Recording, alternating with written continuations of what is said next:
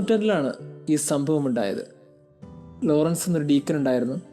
അദ്ദേഹത്തിൻ്റെ ജോലി സഭയുടെ സമ്പത്ത് നോക്കി നടത്തുക എന്നുള്ളതാണ്. സഭയ്ക്കൊത്തിരി സമ്പത്തുണ്ടെന്ന് കരുതി അന്ന് റോമാ സാമ്രാജ്യം സഭയുടെ സ്വത്ത് മുഴുവൻ പിടിച്ചെടുക്കാൻ തീരുമാനിച്ചു. അന്ന് റോമാ സാമ്രാജ്യത്തിൻ്റെ അധികാരികളെല്ലാവരും കൂടി ചേർന്ന് ലോറൻസിന് മുമ്പിൽ വന്നു. എന്നിട്ട് പറഞ്ഞു, സഭയുടെ സ്വത്ത് മുഴുവൻ ഞങ്ങൾക്ക് വേണം. അവർ ഭീഷണിപ്പെടുത്തി, ഇല്ലെങ്കിൽ കൊന്നുകളയുമെന്ന് പറഞ്ഞു. ലോറൻസ് ഒരു നിമിഷം ആലോചിച്ചു. എന്നിട്ട് അദ്ദേഹം കുറച്ച് സമയം പുറത്തുപോയി തിരിച്ചു വന്നപ്പോൾ ഒറ്റയ്ക്കല്ല, ഒരു കൂട്ടം മനുഷ്യരാണ്. ദരിദ്രരും വിധവകളും രോഗികളുമായ കുറേ അധികം മനുഷ്യർ അപ്പോൾ ലോറൻസിൻ്റെ കൂടെയുണ്ട്. ഇവരെല്ലാവരെയും കാട്ടിയിട്ട് പറഞ്ഞു, ഇതാണ് സഭയുടെ സമ്പത്ത്, ഈ സമ്പത്ത് നിങ്ങൾ എടുത്തുകൊള്ളുക. ഇത് പറഞ്ഞപ്പോൾ കണ്ടിരുന്നവർക്ക് സഹിച്ചില്ല. അതിൻ്റെയൊക്കെ പേരിലാണ് ലോറൻസിനൊരു കൊന്നു കളഞ്ഞത്.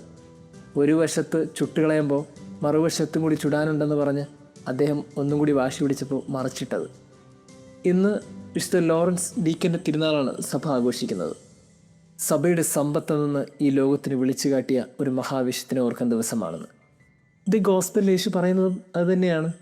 സമ്പത്ത് രാജകീയ കൊട്ടാരമല്ല, സമ്പത്ത് പ്രൗഢിയും അലങ്കരിച്ച സ്വർണ്ണ കിരീടവുമല്ല. സമ്പത്തെന്ന് പറയുന്നത് കാൽവരി മലയാണ്, കുരിശിലെ ക്രിസ്തുവാണ്, അവൻ വഹിച്ച കുരിശാണ്. ഇതിനപ്പുറത്തേക്കൊരു സമ്പത്ത് ക്രിസ്ത്യാനിക്കില്ല. ക്രിസ്തുവാണ് ഏക സമ്പത്ത് എന്ന് ഇന്ന് ഈ ഭൂമി തിരിച്ചറിയേണ്ട ഒരു സമയമാണത്. അതിൻ്റെ ഉൾവെളിച്ചമാണ് നമ്മൾ വായിക്കുന്നത്. ഗോതമ്പ് മണി നിലത്ത് വീണ് അഴിയുന്നില്ലെങ്കിൽ അത് അതേപടി ഇരിക്കും, പ്രത്യേകിച്ച് ഒരു ഗുണമില്ല. യഥാർത്ഥ സമ്പത്ത് ക്രിസ്തുവാണെന്നറിയുന്നിടത്ത് ഓരോ ക്രൈസ്തവനും പിന്നെ അഴിയാൻ തയ്യാറാകും. അവനെ തന്നെ നഷ്ടപ്പെടുത്തും.